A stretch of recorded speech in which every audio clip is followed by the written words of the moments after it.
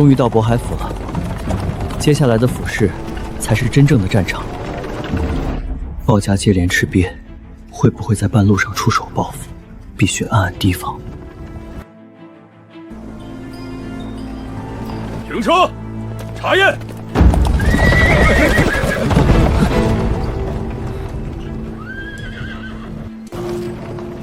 府城果然比清河县严得多，连进城都要先过府兵查验。车内何人？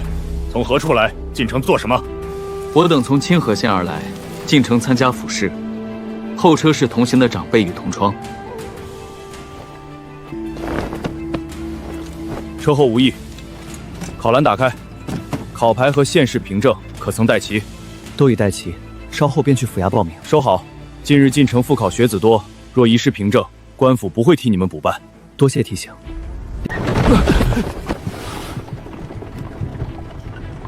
清河县复考学子与随行家人，前车是我大侄子和几位同庄，我们一同去府衙报名。笔墨考牌都在里面，包袱只有换洗衣物，要不要一并打开？以前来过渤海府，参加过几次府试，城门查验，这些规矩我都熟。考了几次，也落了几次。东西收好。近日进城学子众多，查验无误便尽快离开，莫堵在城门处。查验无误，放行。泥腿子，到了渤海府，就由不得你翻身了。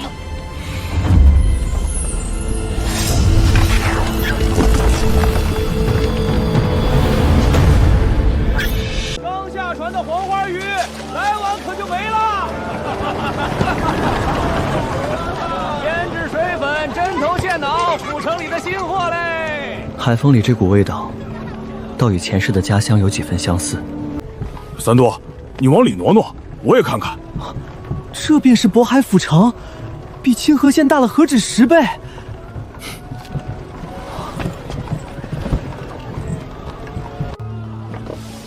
府城的酒楼就是不一样，隔着半条街都能闻见肉香。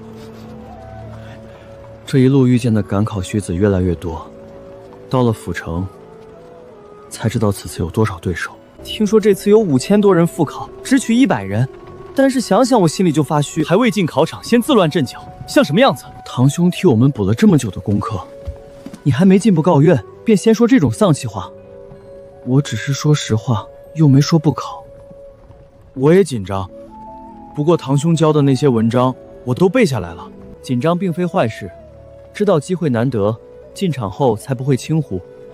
只要把平日所学写出来，结果如何，等考完再说。堂兄说的在理。鲍家在渤海府的势力不小，进了这座城，他们能动手手脚的地方只会更多。都检查一下考牌，进府衙以后人多，考栏和凭证不要离手。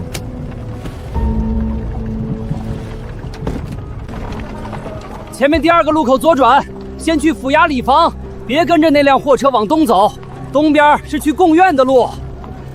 府衙、贡院，还有附近几家客栈，我闭着眼睛都能摸过去。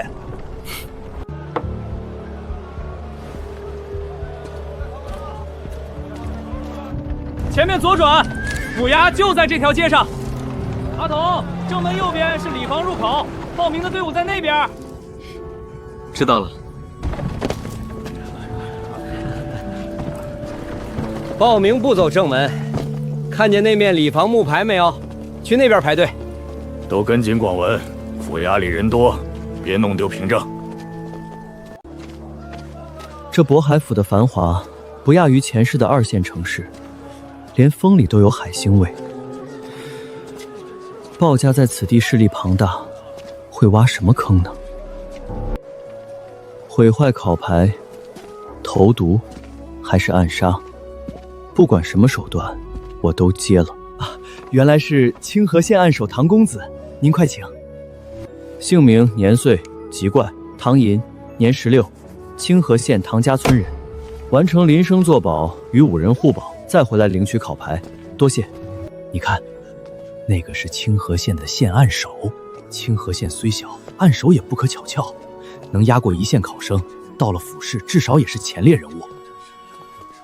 方才那小吏看到你是暗手，问话都客气了几分。祖父说笑了。下一项是找2名本府临生作保，2名连生联名作保，验明身份，每位考生200文。我们一次办6个人，总该便宜些吧？府市作保担着干系，少1文也不成。别磨蹭了，身份无误，我们就在这里办。作保已成，接下来去签互保文书。爹，办妥了。收好文书，我们走吧。互保5人，1人冒籍夹带或替考，其余4人都要接受查问。现在退出还来得及。一路同窗至此，没什么可犹豫的。我信得过堂兄，也信得过诸位。都走到这里了，哪有临时退出的道理？签便是。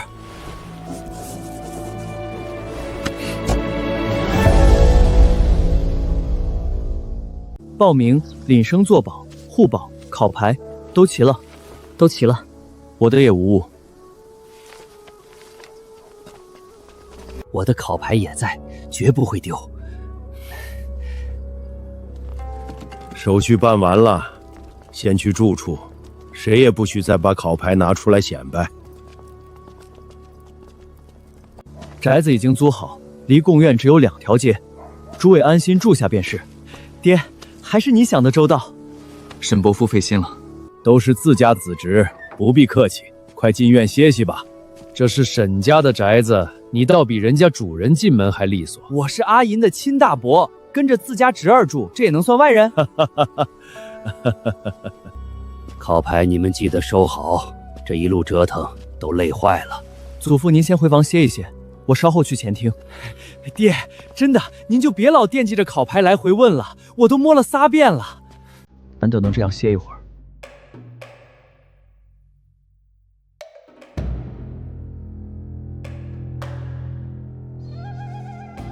鲍家接连设局，往后只会更加防不胜防。单凭我一人，难以次次周全。我得让更多可信之人站在身边，彼此照应，互通消息，令鲍家难以按下毒手。于兄重情直率，沈兄和蒙兄也肯与我共进退。郑兄冷静敏锐，我们之间的情分不该只停留在同窗2字上。是我做东，请诸位吃顿好的，算是接风洗尘。到了渤海府，哪能让堂兄破费？这一顿该我来。我腰里揣着从鲍家手里得来的银子，若不花上一花，反倒不踏实。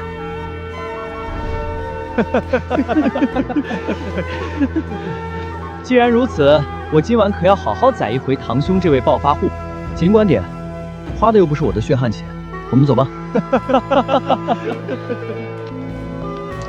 爹，天色都这么晚了，您怎么还不睡？你马上要府试了，我心里悬着，睡不着。爹，你也太紧绷了。不过一场府试而已，就算我考不中又如何？咱们家商铺遍布整座县城，良田无数，金银不缺。旁人一辈子求而不得的安稳富贵，咱们随手就有。您何必比我还紧张？三多，你可知，自古士农中商，为何我们商人永远排在最末？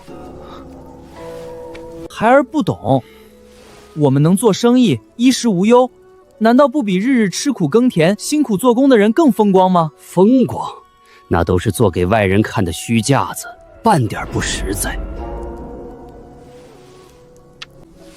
农人守着田地耕种，养活天下，是朝廷的根本。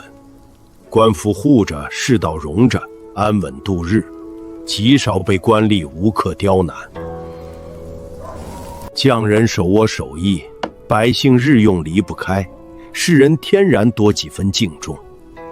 唯独我们商人，南北奔走，倒卖货物，盘活全城衣食生机，让百姓有布穿、有米吃、有器无用。可在官府眼里，我们是逐利之徒；在文人眼里，我们满身铜臭，不入流。从古至今，世道就防着我们。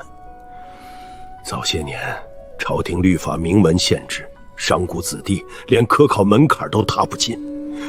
生生断了我们所有上进的路。你还记得前阵子你给的那本画本吗？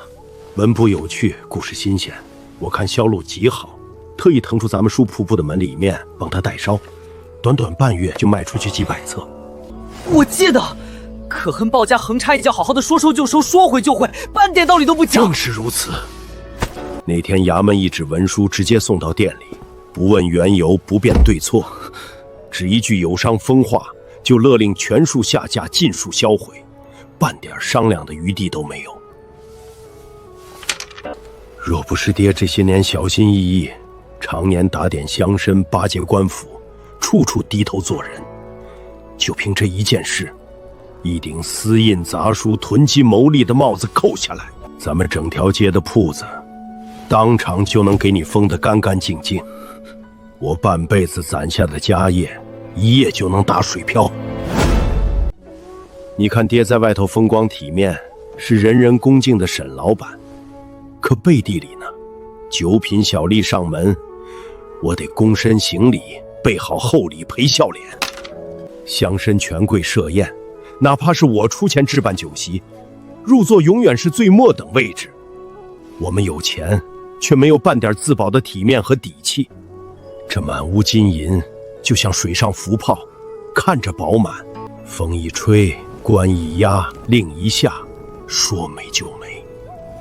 银子能买锦衣玉食、仆人宅院，可买不来世人真心敬重，更买不来官府的公平礼遇。功名，可若是换作有功名在身的秀才举人，官府绝不会这般武断蛮横，多多少少会留几分士林情面，肯坐下来与你分辨曲直。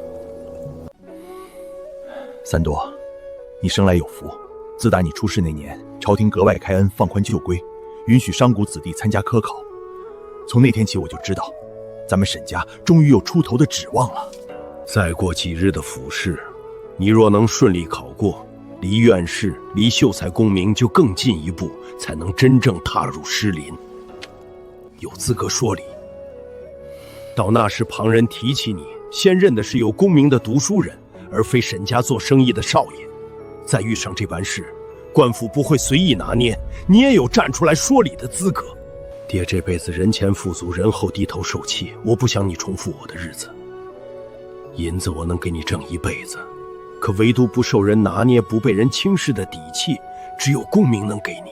此番府试，你放平心态，尽力去考，务必好好把握，为日后院士铺路。对了，爹再多禀赋你一句，唐寅那孩子品性端正，天资卓绝，小小年纪远超同辈，未来定然不可限量。你平日里一定要真心与他交好，逢年过节的礼数打点，万万不能疏忽。爹，我和堂兄本就是意气相投的好友，平日里一同读书切磋，真心相待。若是刻意逢迎送礼打点，未免太过功利。傻孩子，你终究太年轻，不懂世道人心。即使真心相交，也需有日常的关照维系。这世间的情谊，若只凭一时义气，难经岁月风霜。如今他只是一介寒门童生，无权无势，你们相交无关名利，只凭本心。他日他一朝登科，平步青云，你今日的真心相待，便是来日最牢靠的情面与底气。咱们商贾人家生来处处被人拿捏，多一份靠谱的士林交情，就多一条退路，少一分欺压。这不是功利算计，是立足世道的长远分寸。爹，您这话要是早几年说，我保准听一半就跑。现在嘛，我懂了，真心待人是本分，懂世道是本事，这两样儿子我都要，您就看好吧。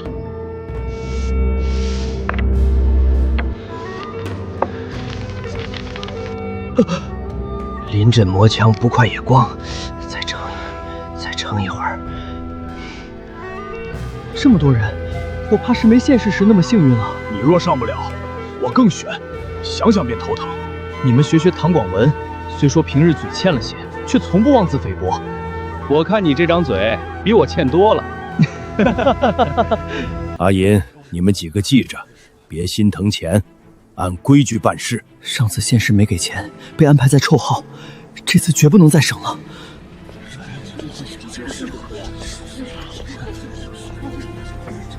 是鲍家少爷，别挡路。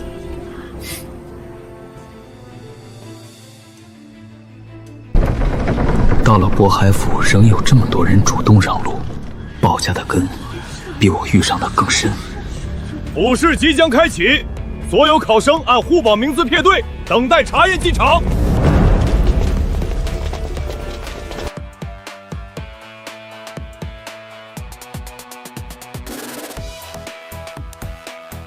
府试终于开始了，都是为了此刻。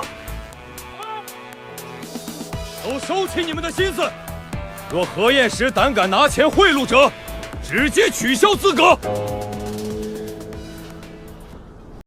不信者尽管试试，看看你们的寒窗苦读会不会化作泡影。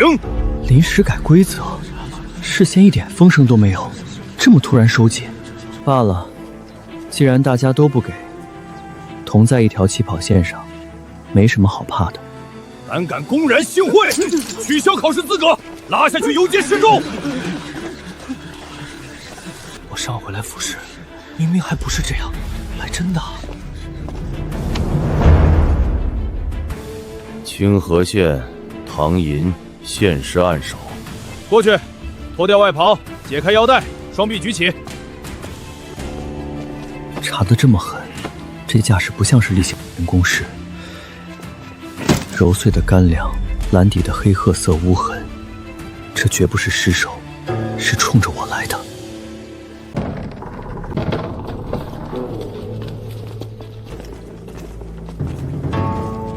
他一直在看你，这家伙的眼神不对劲，恐怕还有后招等着我。你坐这儿。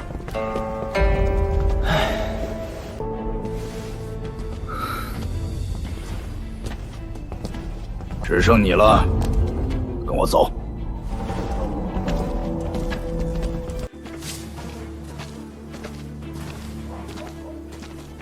他到底要把我带到哪里？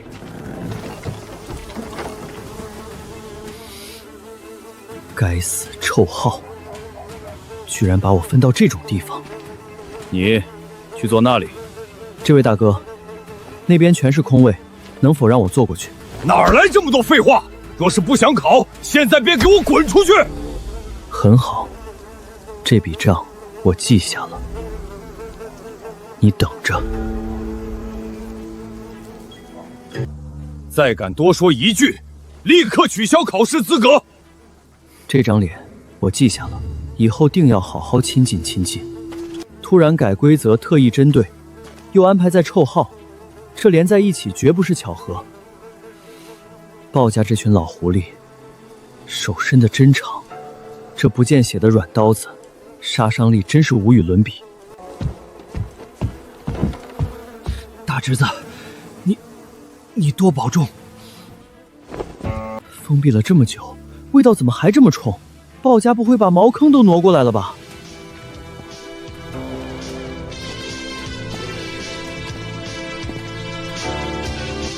这位就是那位酷爱诗词的知府沈知远，长相倒是和名字反差挺大。鲍家对我下黑手，不知道这位知府大人是否知情。若他也屈从鲍家，我写的再好也是白搭。想用这种手段逼我认输，我偏不遂你们的愿。风雨骤来摧不倒，暗箭难伤磊落魂。办法总比困难多。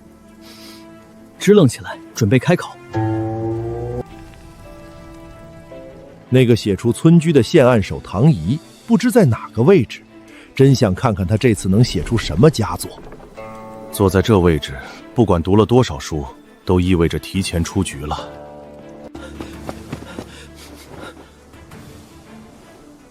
府试开启，举牌放题。开始了。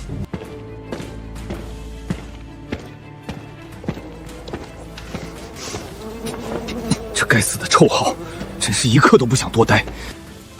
冤家路窄啊，是带我来臭号的家伙，毒臭不如重臭，你就在这儿多陪我待会儿吧。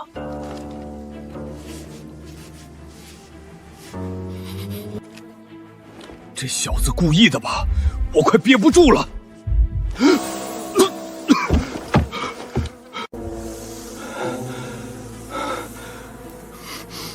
我怕不是要成为大前立国以来第一个被臭死在贡院的府兵吧？混账！你这龟速是如何通过县市的？不觉得丢人现眼吗？你管我呢？哥们儿就这个速度。再这般拖拖拉拉，我便离去，看你还抄个屁的题目！你大可以试试，看我会不会告辅尊大人你玩忽职守。比如，我跟辅尊大人说，你收受贿赂，把我带到臭号，毁我前程。他怎么会知道？不管怎么样，这事儿可不能闹大。兄弟，我也只是底层人，万般不由人，求你高抬贵手，别为难我了，成不？我错了还不成？现在知道自己是底层人了，刚才那股天王老子的劲儿呢？刚才不该态度恶劣，您大人不计小人过，原谅我。为恶人做事，若再恶上加恶，小心有天罚等着你。抄完了，你可以走了。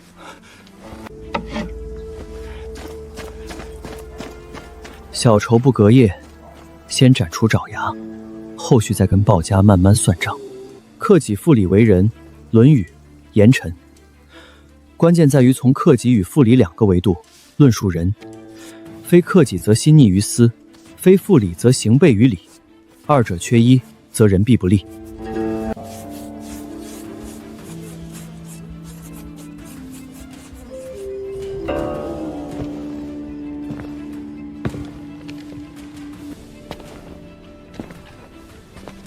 那写出村居与春晓的唐仪，不知在哪个号房答题。这几人的字迹着实不堪入目，肯定不是唐寅。字迹不错，但体型太胖。我等酷爱诗文之辈，绝技不是这样。还未走到臭号，这股气味便已如此熏人。那名兽学学子笔下字迹倒是不错，飘逸不凡。不成，这里的浊气实在太重，还是等他交卷后再细看他的文章吧。第一篇八股文成了。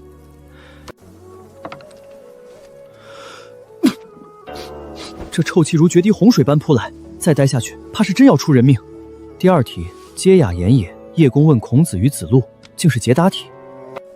将两句毫不相关的圣语强行拼作一题，有点意思，怕是要难倒不少人。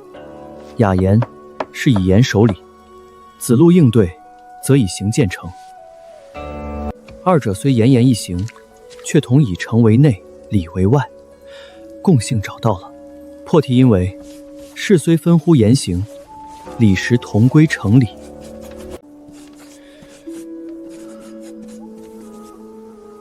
都15了，这味道辣得眼睛生疼，饭还是不吃了。午休是指望不上了，索性一鼓作气力抄完，早些离开这臭号。这小子答得这么快吗？旁人连第一题都还没理出头绪，难不成这臭号的毒气还有催发潜力的功效？第三题，复得江朝朝宗五言六律誓状诗，若只写江汉归海，景大而意浅，应由江朝朝宗引到诸侯朝见天子，方能落到家国气象。由江汉起事，以雨季承接，再以云帆玉帛写万方来朝，末句便可归于圣德。功履无错，立意一已收住，可以登写了。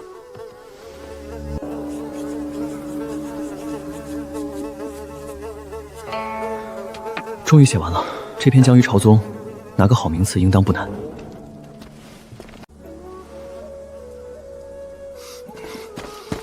3题已经答完，请验卷。把卷子放到号板外沿，沿通道直行去龙门。未凑够10人之前，不得出贡院。知道了。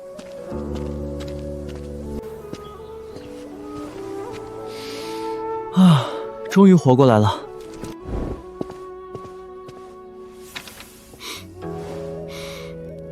好漂亮的字！这文章和试帖诗立意极高，堪称上乘。唐寅，他就是那个写出村居绝世名篇的唐寅。清河县暗手竟被分到了臭号，这座次安排未免太过蹊跷。科举取士事关公正，必须查个明白。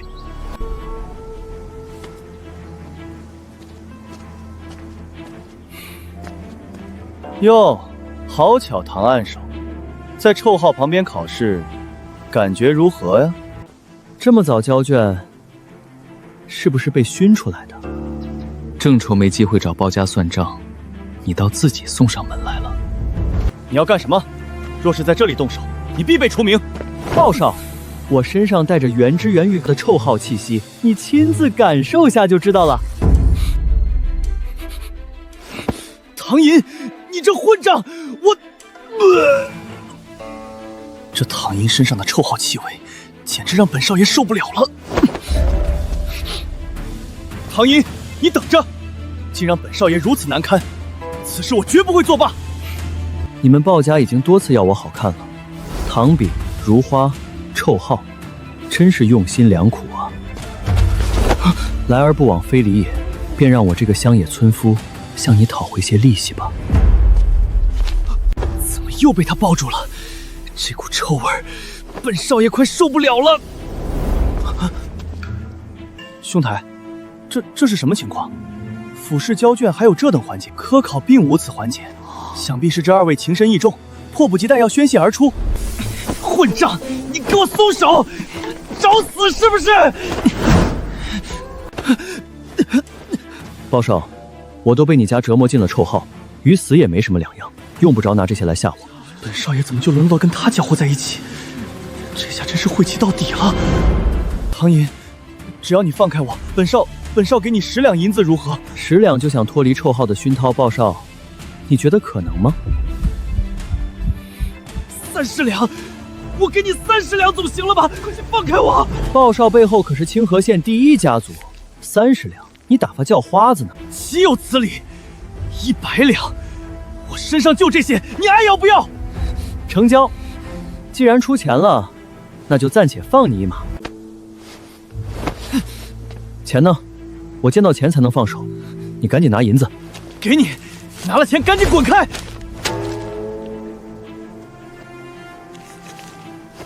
今后有时间咱们再好好交流交流。今天出门真是撞邪了，以后绝对离这个疯子远点儿。虽被臭号熏了一天，但榨了鲍家100两银子，也不亏。阿银，你怎的交卷如此早？可都答完了？有没有纰漏？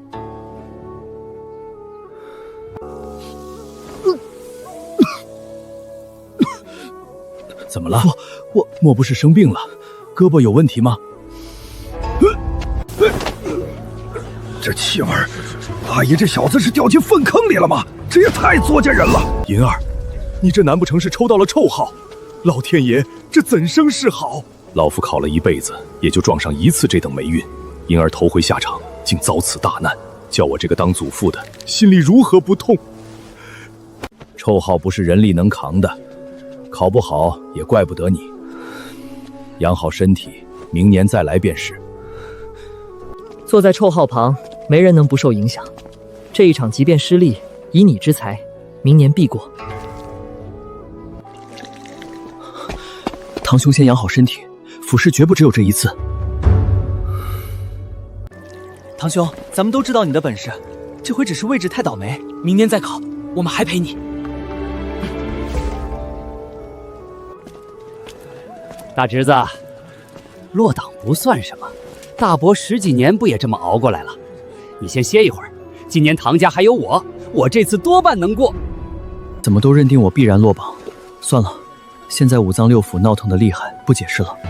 等放榜之日，自然便知道结果。我没事，你们别担心，明天还有一场，你们都打起精神来。兄弟，看清了吗？若有字儿被遮住，我再挪近些。看得清。谁能想到，在这大前王朝的府试现场，竟还能享受一把微笑式服务？昨日敲打一次，今日态度便判若两人。可见这些人并非不懂规矩，只是惯会看人下菜。仁政先恤穷民，需贴合大钱的民生治理，又点出了寡妇这等弱势之人。重点不在农业，而在仁政当先顾及那些无依无靠之人，再落到府县如何施行，文章才不会流于空泛。第二题，默写前祖圣训，不过是死记硬背的功夫。这样的送分题，说什么也不能失手。交卷。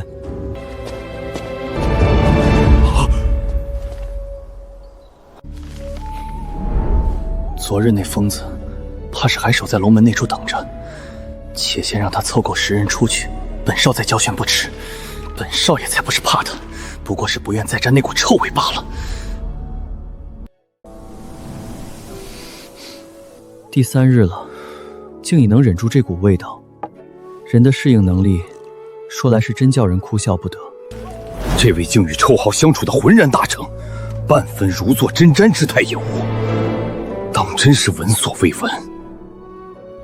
第3场策论，题为海防策。海防策，渤海府临海，此题既要说明海防之重，更要拿出能够实行的办法。古之海防重堡垒，今之海防则牵动国运。若仅屯兵筑垒于岸，待敌登岸以施先机，唯有提前寻侦，外线牵制，方能将祸患真正挡于国门之外。夫海者，国之门户，将之藩篱也。银儿抽中了臭号，本就够倒霉的，一场考下来，心情定然好不了。等他出来，我绝不能问他考得如何，免得再惹他伤心，平白给他增加压力。交卷。银儿，你可出来了，放宽心。待最后一场自由诗文考完，这府试便算结束了。祖爷这就带你去好生搓洗一番，洗洗身上的晦气。